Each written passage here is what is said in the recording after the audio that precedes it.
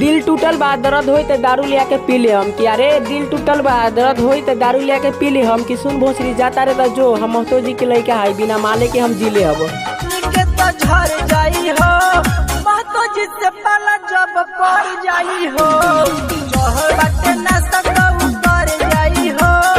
महतो जी से पाला जब पड़ जाई हो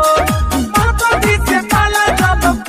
कि आन बन शान से चलिह तू गुमान से कि आन बन शान से चलिह तू गुमान से केहू पूछी तो कह दिए हमर के जा जान हम चौहान के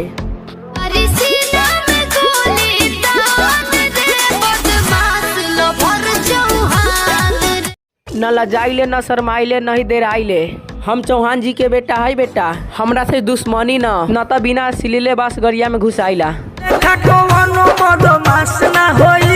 चौहान जी के रेल बड़ा दास ना होई हम नीले